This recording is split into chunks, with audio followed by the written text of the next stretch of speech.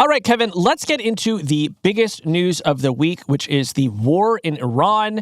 Specifically, we want to talk about what we know about how AI is being used in this fight. Yeah, and I think the reason to talk about this is not just because it's happening, it's the biggest story in the world, but also because I think this is really a turning point in the use of AI in the military. We've been hearing for years and reading science fiction books and listening to people talk about the use of AI in military applications. But now I think we are starting to see exactly how these tools are being used on the battlefield and what kind of effects they might be having. We are. And I'll say up top that anytime you're talking about the use of technology in war, there is always the risk that you are just passing along propaganda, right? Because both the military and the contractors have a vested interest in telling you, hey, we have some real gee-whiz new stuff and it's totally changing the game, right? Everybody has an incentive to tell you that. And yet, as you and I have dug into it, we do believe that there are some notable ways that AI are being used, and I think it is worth mentioning them. If for no other reason, then I think it's been the experience in the United States over the past couple of decades that tools that are deployed abroad during times of war sometimes come back home after the war and wind up being used against American citizens. Yeah, so I think we should tease apart a few things here, one of which is let's talk about how the actual AI tools are being used by the military, what the tools are, what the kind of ramifications of using them this way are. We should talk about how Claude in particular seems to be a key part of the war in Iran so far, and at least from what we know, seems to be behind a lot of the strategic decisions and operations that the military is making. And finally, about how this conflict is or isn't going to reshape the future of AI by doing things like taking aim at data centers, by interrupting the supply chains of things like semiconductor materials, all the larger questions about how this conflict is playing out. And before we get into it, let's briefly do our disclosures. My fiance works at Anthropic. And I work at the New York Times, which is suing OpenAI, Perplexity, and Microsoft over alleged copyright violations. Okay, Kevin, so where should we begin? Well, let's talk about how AI is actually being used in the war in Iran and what we know about the actual deployment of this stuff. Casey, what do we know? Yeah, so I read a great overview this week in the Wall Street Journal by Daniel Michaels and Dov Lieber, who goes into good detail about what we know about how the United States and the Israeli militaries are using AI. They're upfront about the fact that the military is trying to keep a lot of this secret. They are not apparently going into a lot of detail, but there are some things that we know. One is that Israeli intelligence for years had been monitoring traffic cameras in Tehran that they had hacked into and also eavesdropped on senior officials' communications. And this is a big theme, Kevin, that runs through all of the coverage of AI in the war in Iran, which is that the military is saying that it is very effective, as you would probably imagine, at processing large quantities of information. Yeah. So basically, you've got all this data coming at you. If you're, running a military in the year 2026, you've got data from drones and sensors and maybe security cameras that you've found a way into. And you can kind of use AI to process all of that, to put it onto some kind of a real-time dashboard so that you can just open a screen and kind of see where all your supplies and all your troops and where all the enemy combatants are and use it to sort of make sense of this wave of information that is coming at you every day. Yeah, recently on the show, as we've been talking about the conflict between Anthropic and the Pentagon, we've been talking about the potential eventually to have autonomous weapons out in the battlefield, potentially killing people without human intervention. And the big message that I'm reading in the coverage so far is we are not there yet, right? That the AI tools that are being used, we're seeing them in fields like intelligence, mission planning, logistics, actually pretty far away from the battlefield, doing things like helping to find a target to send a missile at, and then after an attack, trying to do some kind of quick analysis to see, hey, what exactly did we hit, and maybe what should our next target be? It's also really clear that what's happening in the military is what I would call shrinking the haystacks, where there's sort of these massive troves of data where it's we have, hundreds of thousands of phone calls or audio recordings or emails or intercepted traffic to Iranian websites. And we can use that AI to kind of narrow down the bits of that might be useful to us, because in all intelligence gathering situations since the dawn of eternity, like 99+% of what you're collecting is totally useless. And there have been entire divisions of humans who have been employed to like dig through all that stuff and find the stuff that's actually useful. And now AI can do that pretty well. Yeah, and military leaders are saying that there are many, many missions that just never happened because they didn't have the manpower to do exactly what you just said, and now they do. And I would point out, Kevin, that again, when, in our whole discussion of Anthropic versus the Pentagon, we were talking about, the risk of this technology being deployed against Americans and how effective that could be in, all sorts of surveillance operations. So I think it's important to highlight, like, that exact thing that we were talking about, like sort of like a bad scenario in the United States if the government was doing it to its own people, is just sort of absolutely happening right now in Iran. Yeah, and we probably won't know the extent to which it's happening because most of it is classified, and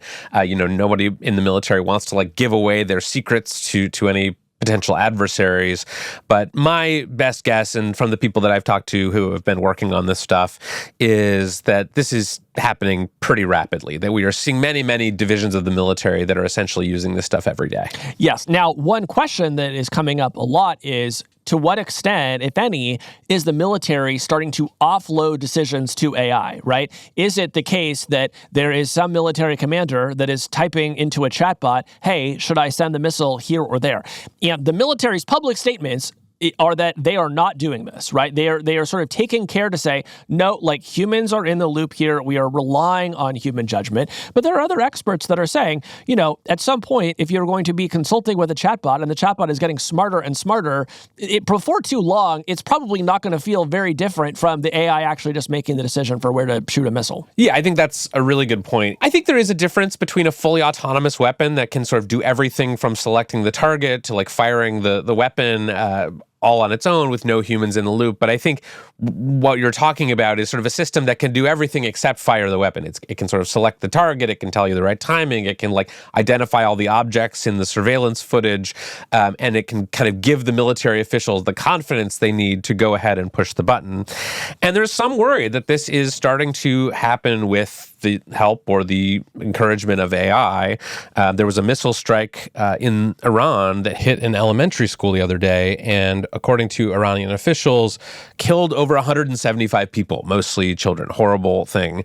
And people have been wondering if that was related to Claude or some other AI system, telling the military, maybe erroneously, that this was a legitimate target. Well, now we should say that particular incident is still under investigations, and initial reports from the military have said that it was unlikely that AI was responsible in that case. But I think this is the kind of thing you're going to start seeing more and more of, is like when there is an attack that kills civilians or doesn't hit its intended target, people are going to be asking, oh, was that a human who made that mistake or was that an AI system? Yeah, and I have to imagine, Kevin, that there is just going to be more and more pressure within the military to more fully defer these decisions to AI systems, right? Because at some point, there will at least be some contingent in the military saying these systems are more trustworthy, they can make decisions faster, and let's do it. So I think that's just something that we need to be very much on guard for. Yeah. So that is what we know about how AI systems have been deployed so far. But Kevin, as you mentioned, there's also been a lot of discussion about, what some particular models may or may not be doing during the war. Yeah, and I think Claude and Anthropic have come up a lot in recent weeks for obvious reasons. They had this big fight with the Pentagon. But it's also the case that right now in this war in Iran, Claude is the only AI model that has actually been deployed inside classified military systems. So to the extent that AI is having an effect in Iran, it is probably Claude. Yes, and the Washington Post had a story about AI and the war in which they said that Claude was so essential to operations that if for some reason Anthropic said, hey, we want you to stop using Claude, the military would push back and say, we're actually going to force you to continue to use this product. So just again, the continued strangeness of the situation. The Pentagon has now formally declared Anthropic to be a supply chain risk. This week, Anthropic sued over that. Yeah, and there's also been a lot of reporting coming out over the past week or two about the actual ways that Claude is being used and deployed in the military. There's been some reporting on this system built by Palantir called Maven Smart System, which from what I can tell is kind of a real-time dashboard for intelligence that basically allows you to pull in a bunch of drone footage and sensor data and track a bunch of, supplies and troop movements and things like that. And by the way, this is the system that caused a huge controversy at Google in the late 2010s. And, Google's quit over this. They did not want the company involved with Project Maven. And eventually Google dropped the contract. When they did, Palantir stepped in and eventually brought on Claude. Right. And so Claude has been integrated into Maven Smart System since 2024. And the reporting that I've seen over the past week, including in this article in the Washington Post, said that this combination of the Maven Smart System built by Palantir and Claude has already suggested hundreds of targets, issued precise location coordinates, and prioritized those targets according to importance.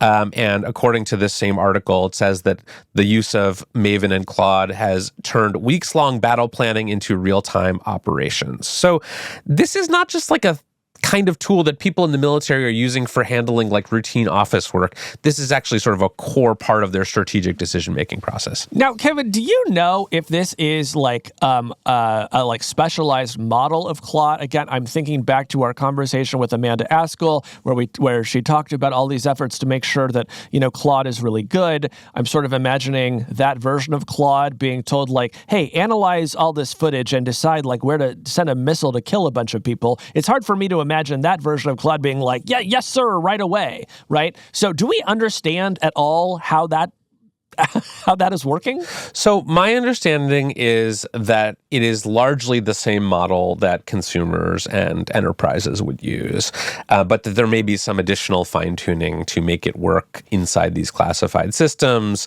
on these sort of military applications, that it may sort of refuse different prompts or fewer prompts than a model aimed at consumers, and that there may be some additional kind of changes around the edges, but that it's basically the same Claude that you and I have. I see. Well, so this appears to be a very temporary phenomenon. We know that OpenAI has signed a deal with the Pentagon, and presumably its systems will be onboarded onto classified defense systems soon. Gemini was approved for non-classified uses at the Pentagon. So I think pretty soon the Pentagon is to have more options to choose from as it deploys these systems. Yeah.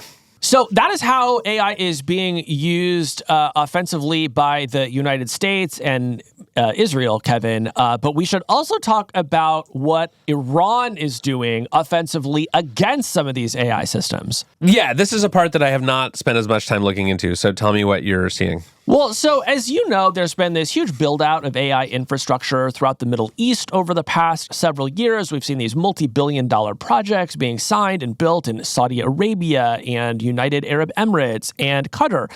And these deals involve basically all of the big American tech giants, Amazon, Microsoft, and Google. And I would say there's sort of two major pieces of infrastructure that are relevant here. One is data centers, right, which are, being used to run AI systems and also just provide basic cloud hosting and storage services to all sorts of companies. And then you have fiber optic cables, which connect those data centers to the rest of the world.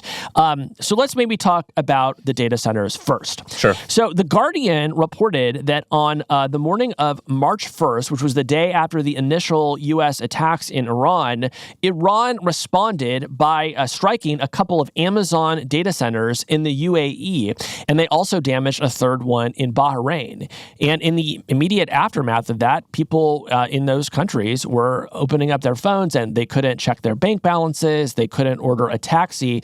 It seems like a lot of services in those countries were being hosted on AWS, and they just didn't have access to those services anymore. Afterwards, Iran put out a statement that said that they had gone after the data centers to identify the role that they played in supporting the enemy's military and intelligence activities. That's so interesting. So they were basically targeting data centers rather than, say, troops because they thought it could actually be more disruptive if it turned out that the US or Israel or any of the other allied nations were running their services on data centers located in the Middle East. Yeah, well, I mean, and also, like, data centers are a great target. Like, they're just sitting there. They don't have any defenses, right? So you can just send a few missiles over there and do an asymmetric amount of damage. And so now, Kevin, people are starting to question the logic of doing all these multi-billion-dollar deals in the Middle East. They're saying, hey, should this really be a linchpin of global AI infrastructure if it's just kind of a rough neighborhood and all of the investments that you're going to build there are just going to be kind of perpetually at risk? Yeah, I think that's a really interesting sort of tactical shift that just speaks to how central all of this AI stuff has become in military conflict. And then you have all these other risks of disruptions to the supply chain. And right now, there are lots of ships stuck that can't get through the Strait of Hormuz because it's been blocked off. And we now have people and companies saying that some of the raw materials that you need to make things like semiconductors might be delayed for weeks or months or however long this conflict lasts, and that prices might go up and it might get harder for companies to build new data centers here in the US. So all of these ripple effects we're starting to see are like downstream from the fact that we're at war with Iran. So that's what's going on with the data center infrastructure. Kevin, you're also probably wondering what is going on with these undersea cables. So there are very important fiber optic cables that run through the Strait of Hormuz that are responsible for transporting internet traffic from that region to the rest of the world. As of press time, as we record this, these lines have not been attacked or disrupted, but everyone is keeping a really close eye on it because were they to be disrupted, there is just simply no obvious way to fix them in the middle of a live war. Casey, how does this all make you feel that AI is playing such an important and central role in an ongoing war in Iran? I mean, this to me just feels like the frog is being boiled, right? Like when I think of all of the potential violent uses of AI, data analysis is not among those that gets me most nervous. Although, of course, I do have concerns about, domestic surveillance. I also know how rapidly these systems are advancing. I know the pressures that are quite apparent in our military to use AI for ever more things. I worry that there aren't going to be appropriate safeguards on those things. And so, yeah, I just have a high degree of concern about where all of this is going. I'm open to the idea that AI systems could be used to wage war more safely and to maybe even prevent casualties, but I am not sure that we have built systems that will actually do that. Yeah, and I would just say, I keep thinking about how all of the companies that are building frontier AI systems today, at one point in their existence, had decided that they didn't want their stuff being used by the military. Back in 2014, when DeepMind was a sort of little-known AI startup in London, they sold themselves to Google. And one of the major sticking points in those negotiations, one of the reasons they sold to Google and not what became Meta and was at the time Facebook, was that Google had allowed them to have this prohibition on using their technology for military applications or surveillance. As recently as a couple of years ago, Google's AI principals said that we are not going to allow our technology to be used for the military. And in 2025, it quietly took that language out. OpenAI, same thing. They had language in their terms prohibiting their models from being used for military applications. They took that language out quietly in 2024. Meta, same thing. Anthropic, interestingly, is the one sort of frontier AI lab that never had an explicit prohibition on military applications, but they did have a bunch of language in their original terms that they have amended to make it more possible for the military to use this stuff. And so, I understand strategically why you would make the decision to sell your AI tools to the US military, but I just don't want us to forget that, all of these companies were run by people who at one point thought this was all a bad idea, to be selling these very advanced AI tools to the military. And then they changed their minds, and they did that because of some combination of pressure or just maybe market opportunity to get these big military contracts. But they did at one point have a principle that involved we don't want our stuff being used to kill people. And I would like them to at least reflect on the fact that that has changed. Yes. And for everyone else, the next time one of these companies tells you about some unshakable principle that is the foundation that the entire company is built on, it should make you wonder whether that can hold up to pressure as well. Yeah.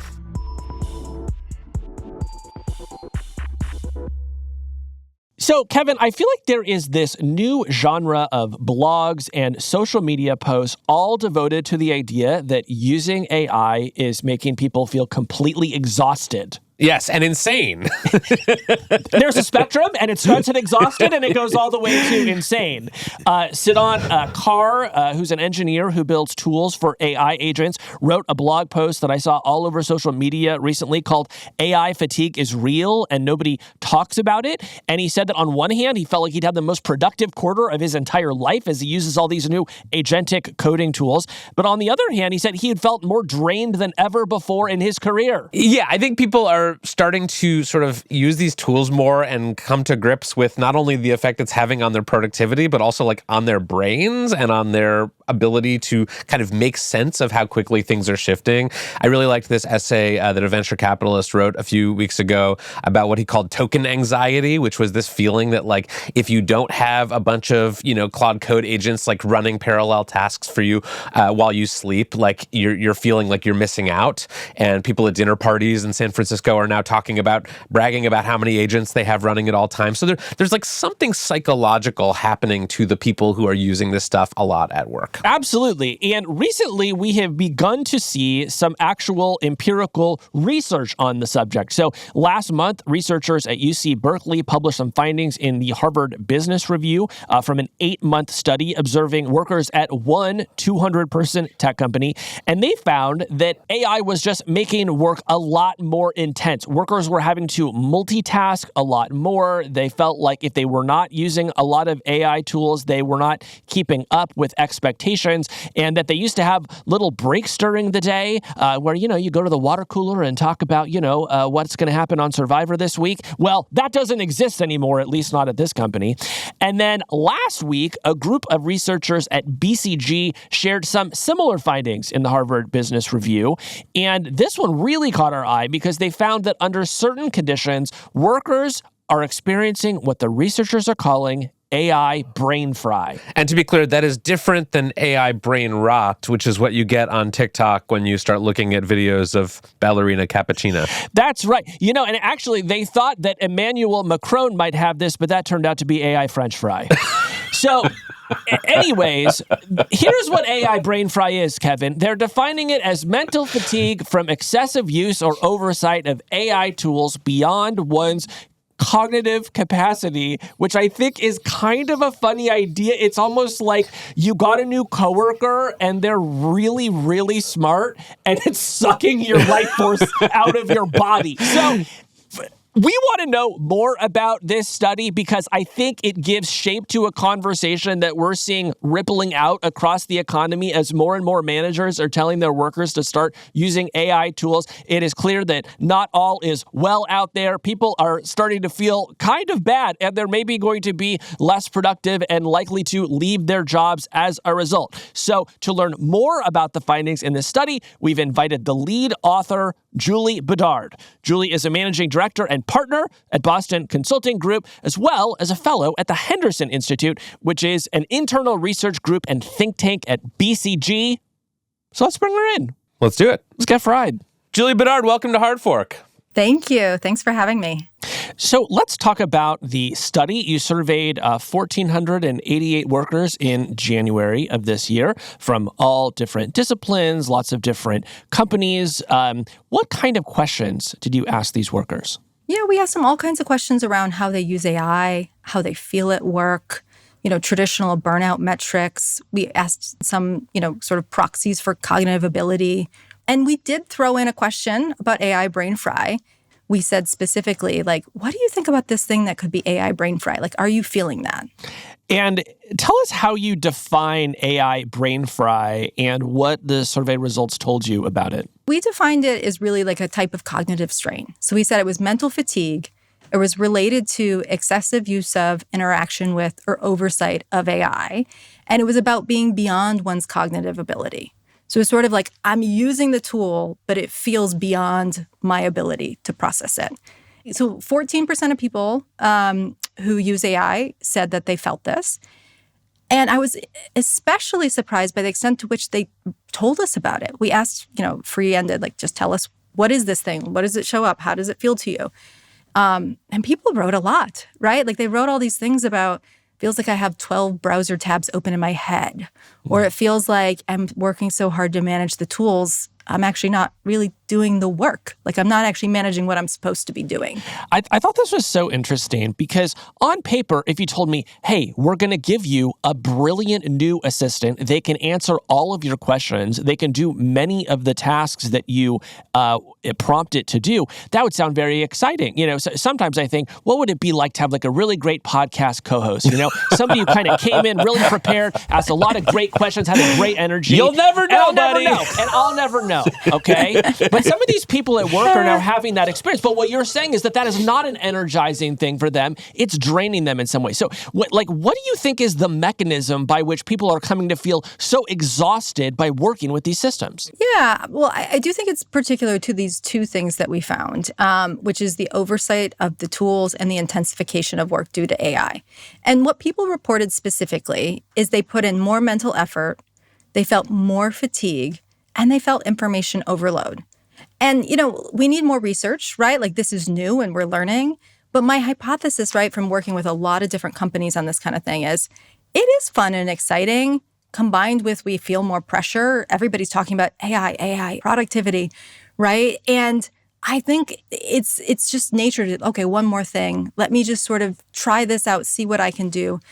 And we're not recentering on, like, what was I actually trying to achieve today, right? We're not getting focused on some of the most important aspects of our work.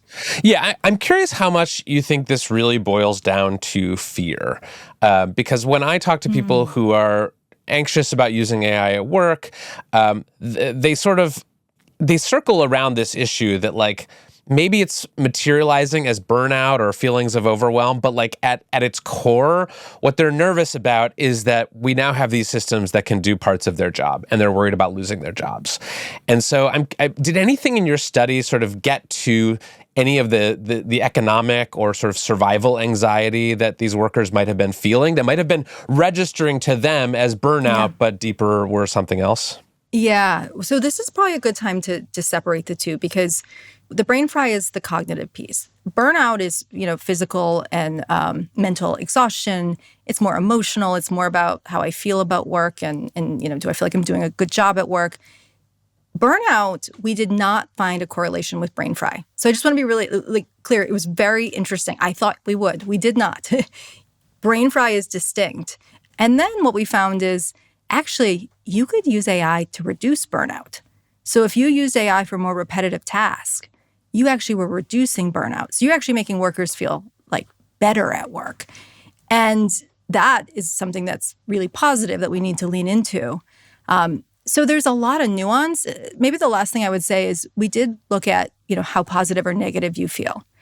But typically the people who are afraid are not the people who are doing heavy oversight work, in my experience, right? So there's sort of the people who are, leveraging it more like a search tool, right? They're not necessarily getting up that learning curve to more of the intensive interactions. In your study, you found that people in certain industries tended to experience AI brain fry more frequently. I was struck by marketing seems to be the place where people are feeling it the most. And people in areas like management and law and compliance reported significantly less brain fry. Do you have a theory on why that is? Yeah. So the short answer is, unfortunately, our survey, at least scientifically, was not designed to answer that question. But I have my theories based on other work that I've done. And, 3 years ago, I worked with some of the models to try to predict skill disruption. I was trying to figure out, which jobs will change the most. And one of the jobs that changed the most from a skill perspective was marketing manager. A marketing manager was 90% disrupted from a skill perspective. So that's sort of the first fundamental piece about marketing is they've tended to adopt, and it's a really different way of working because of the power of the tools. The next thing, if I really just think about like what is brain fry, like it's about the iteration, it's about the oversight. A lot of marketing lends itself to that. Like in the field, we see stories of folks who are doing image creation. They're doing synthetic consumer panels, right? They're spinning up a bunch of campaigns at the same time. And it really lends itself to that definition of like, when do they know they're done? When do they know the image is ready? Like, have they defined those success thresholds for themselves? I'm guessing they haven't yet, right? Like they haven't figured out how do you do all the things to the right level of quality based on the outcome that you're trying to drive for. It makes sense to me that like the more your job is changing, the more kind of vertigo you're going to be experiencing as these new tools are introduced into your workplace. You know, Kevin, you just observed that managers seem to be experiencing this less. One of my theories was that, well, the reason is because they're already used to overseeing a bunch of digital abstractions since they're human employees, right? They're mostly just sending them Slack messages and sending them emails, hopefully meeting in person, fairly regularly. But I think if you're a manager, you've already been used to sort of overseeing a bunch of stuff, and those people just sort of may have skills that people who have not yet been in management roles don't have. I think there's something to that. And I also wonder, Julie, if you think there's anything that is sort of inherently isolating about these tools. One thing that I've found with using AI for my own work is like, it's a single player video game, right? You're going back and forth with a machine. Very rarely am I in a room with other people using AI with them. And I wonder if part of the brain fry is sort of this siloing effect that these tools tend to have in the workplace, where it's like everyone is chatting with their chatbots and their agents and no one is talking to each other. I'm glad you brought that up, Kevin, because back to this point around there's ways to use AI that actually reduce burnout. The people who were using it for repetitive tasks, they actually were doing those types of things. Like we found that they felt more socially connected at work. And so it's interesting, like in all the companies that I go to, I do various types of, AI enablement and workshops. And one of the questions that I always get a lot of engagement on is, what could you use AI for? Which is like the 3 worst things on your to-do list, like the procrastination things, like the things you really wait and do. I mean, people love to talk about using AI for those. And my hypothesis is sometimes that's probably the repetitive work. And when you use it for that type of repetitive work, you actually reinvest the time in things that give you energy. So more work needs to be done, but I think I've seen that a bit in the field, and that's what our data would suggest as well. I want to ask about the 3-tool cliff, which was a funny part of your your study. Basically, you found that the sort of number of AI tools that people are using at work has some sort of bearing on their productivity or their feelings of productivity. And that actually when you switch from using 3 to 4 AI tools at work, there's something that happens where you all of a sudden start experiencing these things as not like a productivity enhancer, but actually just more of a stressful thing. Do you have a theory on why that is, or why there seems to be this threshold? Classically, multitasking is not very productive, right? Like we all are, seduced by the idea that we can do more and more and more. Yeah, Casey's playing Bellatra right now. Exactly. I am not. So I think multitasking is part of that. But it's back to this point of like, I'm overseeing more things. Like I'm actually doing more things. I'm starting more things. I'm stopping more things. I have more output to govern. Advice for leaders and managers are to help people understand this. Like one of the things I'd love to see is AI fluency right now mostly was defined by technical skills. Maybe in the last 6 to 9 months, we've started to talk about the human skills that persist. I actually think cognitive sort of health should be part of defining AI fluency as we go forward. So both, again, like individuals, like I can start to work differently with the tools, but also, again, managers and leaders can help protect against that. Let me ask one objection that some people might have to the research. You work for a consultancy. Consultants have an interest in making AI seem difficult so that companies will hire them to help manage it. Is there any chance that we're over-pathologizing what is going on here, or sort of, giving a scary-sounding name to what might just sort of be a temporary adjustment process as people, start to use AI tools in the workplace? Yeah, I'm glad you've asked that. Maybe what I would say just first about kind of how I look at this and why I'm doing this research. So I am a consultant. Yes, I do advise companies. It's sort of the bread and butter of what I do. However, I'm also a researcher. And I care really deeply about the data. And what's been very hard is our clients have wanted answers that we don't necessarily have all of the playbook for because it's so new and is changing so rapidly. So I'd say just, we really designed this to be a data-driven intervention. But beyond that, I think I've been, like I said, for the last 3 years at the rock face. Like I've talked to more than 100 companies.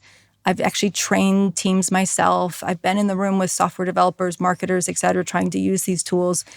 And I see that there's something there. There's a real strain where I'm trying to do the right thing, but something's getting in the way of me being productive with the tools. And we need to redesign work, hopefully, and particularly, within teams, to do that better.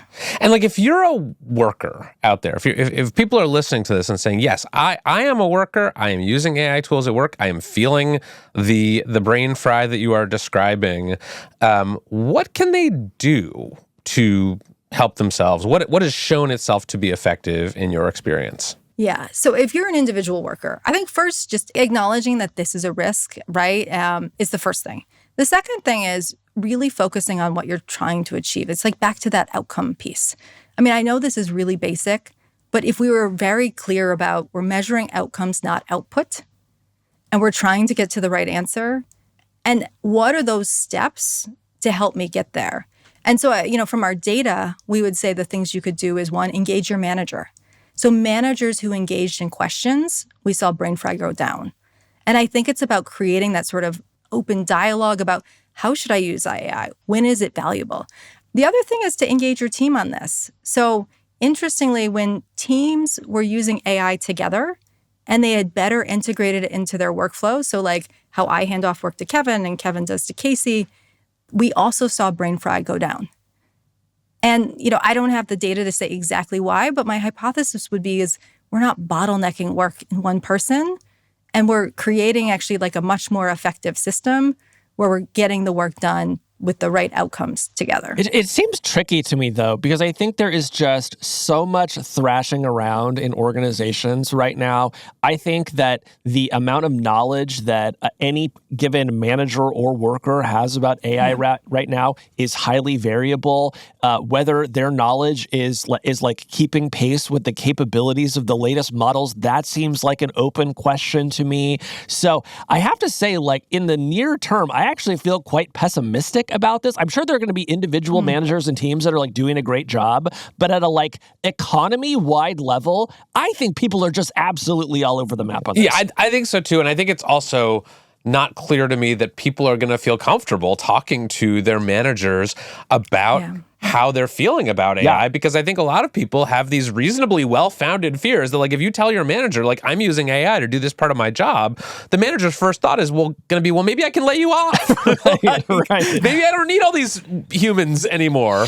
And I think we're seeing enough of that happening at big companies now where they're laying off big percentages of their workforce and sort of attributing that to productivity gains from AI, that I think people are sort of feeling if I discover how to use AI for my work, I'm going to keep it to my damn self. Absolutely. Or Kevin, I think we also see the reverse of that, which is you go on social media and you see people bragging about the insane lengths that they are going to be using AI at all times, to have their, Claude swarms up and running and coding, while they sleep. And I feel this sort of deep insecurity embedded in that, which is if I'm not out there constantly telling you how much AI I'm using, I might sort of be next on the chopping block. My reaction to that is this is why leaders play a really important role. Because I think, Kevin, your point is well taken. I think there are things individuals can do. There are absolutely things managers can do. But this is about systemic redesign of work.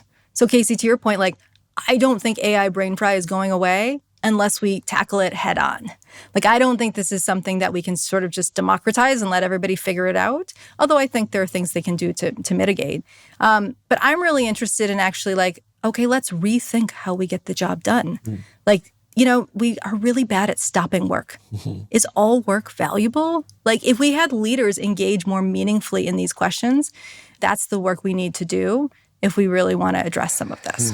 Julie, I'm wondering how much you went back and looked through sort of historical precedent here. When I was researching my last book, I was doing a lot of reading about the 1970s when a bunch of manufacturing workplaces like auto plants were getting all these new automated robots to help them do things like assemble cars.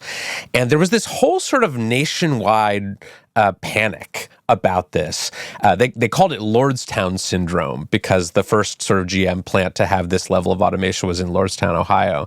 And, Congress held hearings about this like sort of new wave of worker alienation that was happening in these blue-collar manufacturing workplaces for a lot of the same reasons that to me seem like they rhyme with at least this AI brain fry idea.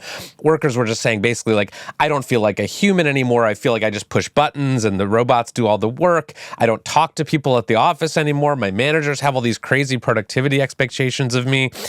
And I think what was interesting in that, beyond just the parallels to what people are feeling in white-collar workplaces today, was that the way that they sort of got out of that was through striking and through organizing and unionizing and getting a bigger share of the profits that these companies were making from all this productivity. So I guess I'm just wondering if you could riff on some of the historical parallels before and where this may all be heading. Well, I always get the question around Excel and accountants, right? Like, did the rise of Excel lead to more or fewer accountants?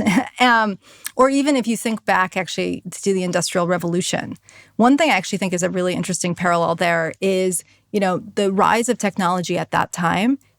In many cases, it wasn't until there was actually a re-architecture of the shop floor did we actually see the productivity gains.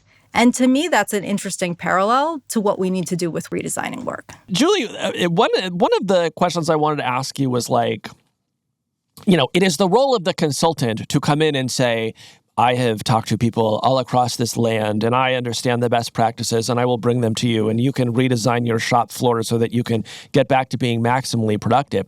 But I feel for Kevin and I, we feel like the ground never stops shifting under our feet anymore. And that every few weeks, some new model comes along where the level of capability goes up. And maybe even something that I would not have been able to do in November, I actually can now, and before too long, maybe that's going to be a core expectation for me that is part of my job. So part of me wonders, like, is this actually even a good time to be redesigning your workflows if, 3 months from now, 6 months from now, the landscape might have completely changed all over again? Yes, and I have tackled this question many, many times. Here's my take. For companies who didn't do anything 2 years ago, they would have said the exact same thing to me, Casey. They would have said, the tech is going to change. I'm going to wait. I want to be a fast follower. And honestly, there is some smart truth to that, right? Like, pick your bets. Like, I definitely wouldn't be doing this everywhere. But I think this is about learning a new capability and muscle as an organization. Like, this is about teaching us how to change. So I would say, like, if you're on the sidelines, yes, it's just going to keep moving. So you could have that excuse, a year ago, 2 years ago, 2 more years. But you're also going to be missing out on that opportunity to build capability as leaders, to build that in your teams, to start upskilling people.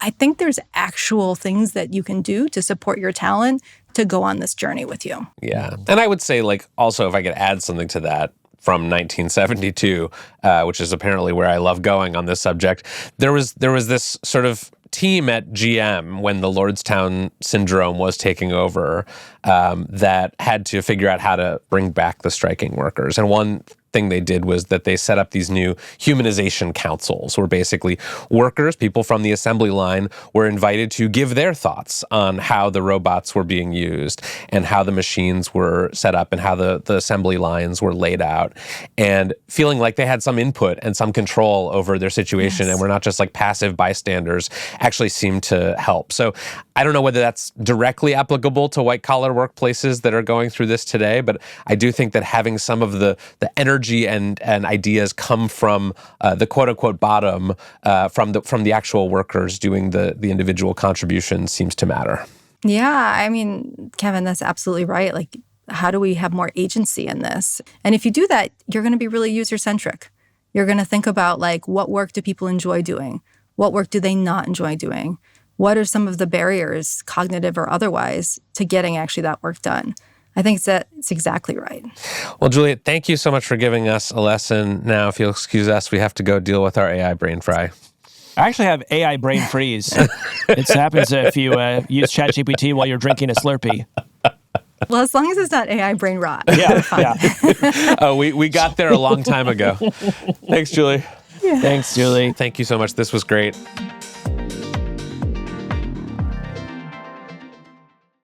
Well, Casey, I heard you got an exciting new job last week. I did, and it was the sort of job, Kevin, that I didn't even know that I had or was doing.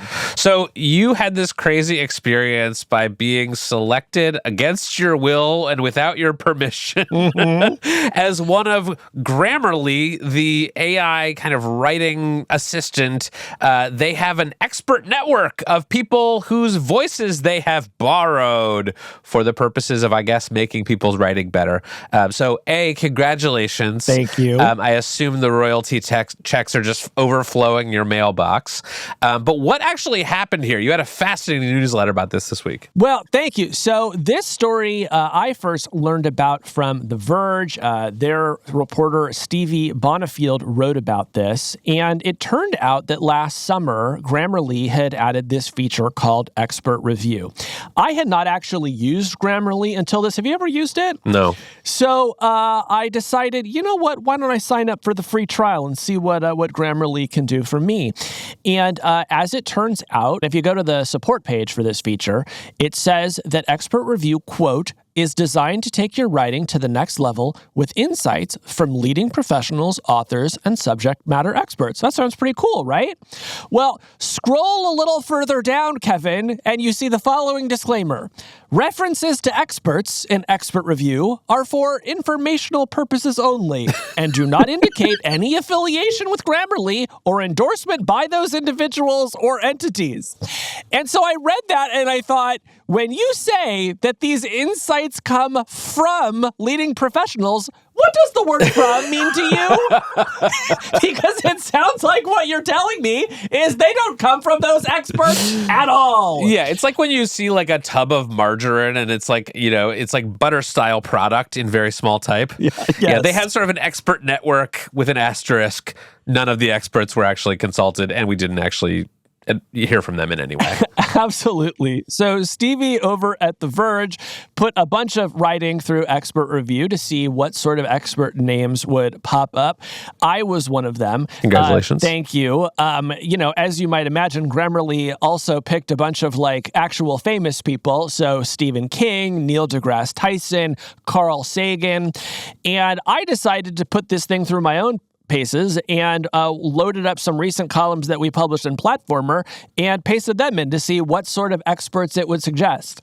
And while I was never able to get my own name, Kevin, I did see a succession of people that sort of felt like if you made a list of people who would hate this idea the most, that is who Grammarly had picked. So Timnit Gebru, a very vocal critic of AI systems, the way they are built and deployed, she showed up as a quote-unquote expert. So did Julia Angwin, who is an investigative reporter. She writes for New York Times Opinion, and it used her writing, even though she has written a lot about how tech systems are used for privacy and surveillance in ways that are sort of like contrary to how we want them to be used. Julia, by the way, filed a class action complaint against Grammarly's parent company on Wednesday, seeking to stop them from, quote, trading on her name and those of hundreds of other journalists, authors, and editors, and to stop them from, quote, attributing words to them that they never uttered and advice that they never gave.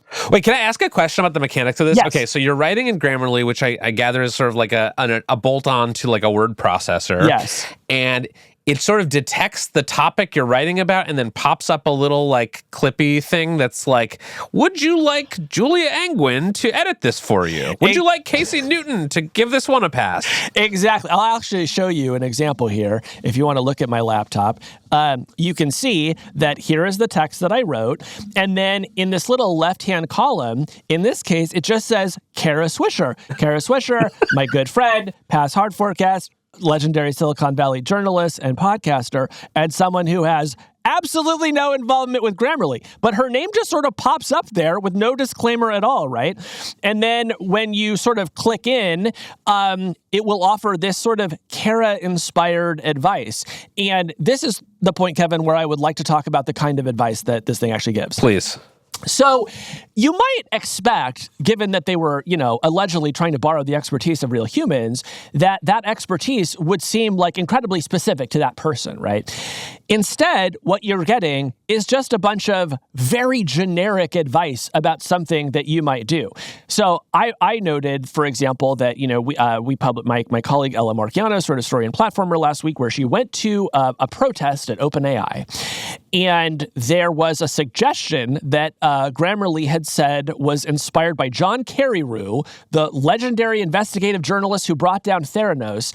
And the advice basically boiled down to try opening with a colorful scene and use a lot of rich details and characters, right? Like sort of the most absolute generic advice that you would ever imagine getting, and nothing like I would imagine the actual experience of sitting down with John Carreyrou and saying like, hey, how did you write Bad Blood? Yeah. How did it say that Kara Swisher would edit a story? So I will just read you the piece of advice that it gave me. This was also a piece of advice about this protest story. The fake AI Kara said, could you briefly compare how daily AI users versus AI skeptics articulate risk, creating a through line readers can follow? A synthesizing sentence here may tighten the narrative arc. I'm laughing because that is the exact opposite of how I imagine Kara Swisher would edit someone. Yeah. It would just be like a string of like 4-letter words and like, this sucks, do it over again. Yeah, it would say, stop wasting my time. Like that would be the advice. The thing that I just read, I just want to acknowledge, like, it is word salad. Yes. Do you know what I mean? Totally. Like, you can tell, I don't know what underlying model they're using here. I'm guessing it is not a frontier one, right? It's reading very like GPT-2 to me, So this advice is so bad, but let's bring this into what I actually find upsetting about this, Kevin. Yeah, let's make this about you. No, well, here's the thing. I'm actually not going to make it about me because I have sort of just long since accepted that all of these companies have stolen all my intellectual property and are having their way with it. Where I really feel bad is for the subscribers to Grammarly. These people are paying $144 a year to be able to use this glorified spell checker, okay? And they load this thing up, and then Grammarly gives them this service.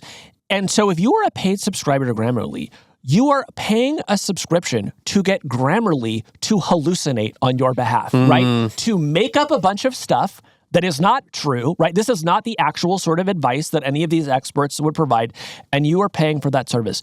When you just as easily could have taken whatever text you had written and pasted into a free chatbot and gotten generic advice that is just as not great as what you were getting here. Right, and the truly crazy thing about this is that despite charging all this money for people to use this substandard AI product, they are not, to my knowledge, passing any of this along to you or Kara or John Carreyrou or any of these authors whose identities they have purloined for the purposes of selling this product. No, they're not. And, look, I think that all of the AI companies just have a huge entitlement problem in general.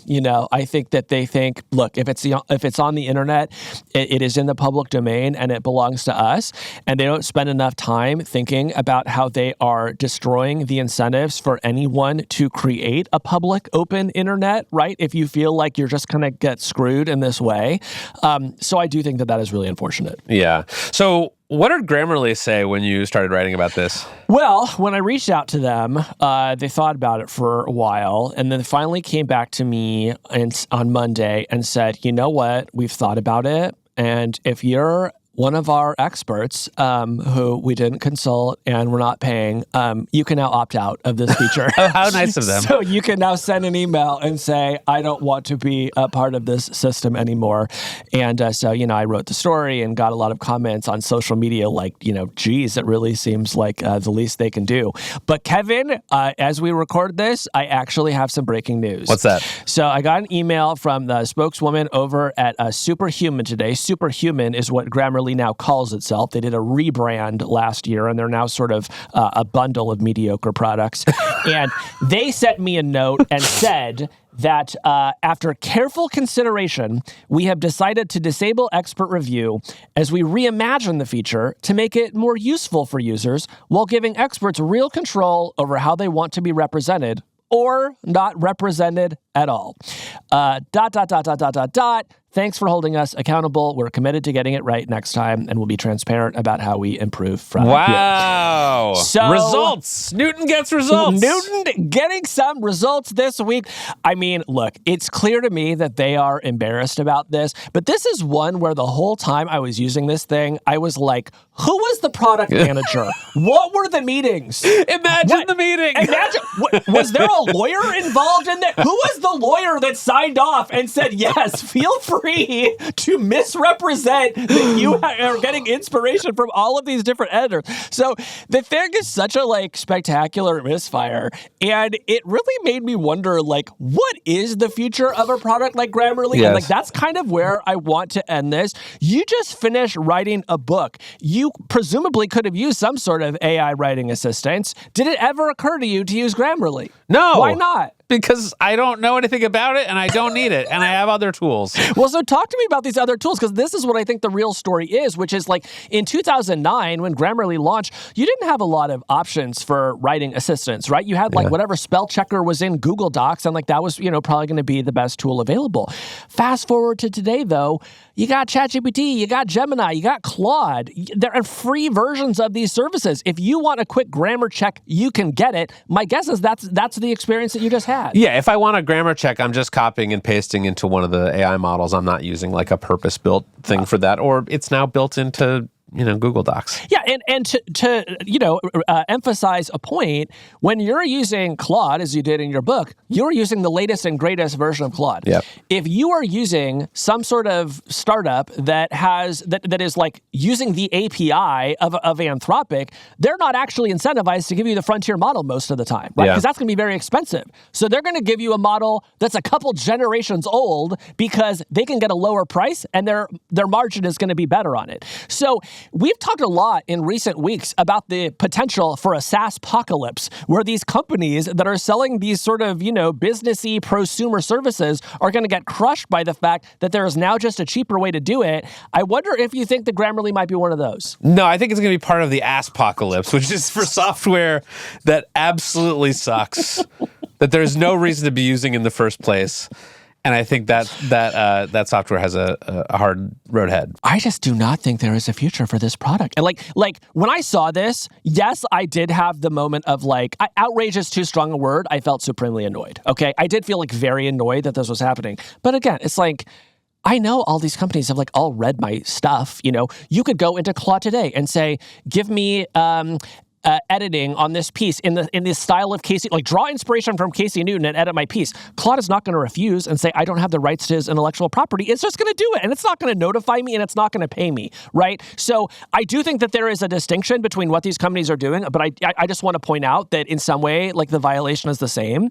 The bigger thing to me was, this really feels like desperation. And I think that more and more of these consumer sort of internet services that have been able to get away by offering a pretty subpar product and selling it to you for more than $100 a year, I think the rude awakening is showing up, where all of a sudden, if you have a subscription to your Claude or your Gemini or your ChatGPT, you're probably going to be able to get more from that and do more things, and you're just not going to need the subscription anymore. It's exactly like when we were talking about vibe coding and being like, why are we paying Squarespace all this money, right? I think the why are we paying Grammarly all this money moment is coming. Yeah, and I should say, if you want to rip off Casey Newton's editing style without his permission or without compensating him, you should just do that in a free chatbot. His advice is not worth that much. Trust me, I have seen his edits, and I would not pay $140 a year for them. I'm a great editor, okay? Ask around. You should really ask around. I offer very detailed, thoughtful feedback. But no, this is horrible. I'm very glad you exposed it. I'm very glad they went back and said, we're not going to do this anymore. But I think this kind of thing is going to keep happening, unfortunately, because there's money to be made. And if you can get away with it, you're going to do it. Yeah. An interesting question might be is there a good version of this feature? And what would that be? Do you think so? If they had come to you and said, Hey, Casey, we're starting this new expert review feature, and every time someone edits their emails to sound more like Casey Newton, we're going to give you 10 cents. Would you have done that? I mean, I don't know. In general, I am in favor of AI companies trying to strike deals with creative people that say, like, we are going to give you some sort of, we're going to essentially share the revenue that is based on the creative work that you have done. So certainly I would like to see some kind of explorations like that. But, I think about some of the editing I've done. I can remember like working with one writer once, and she was working like on a kind of narrative feature story.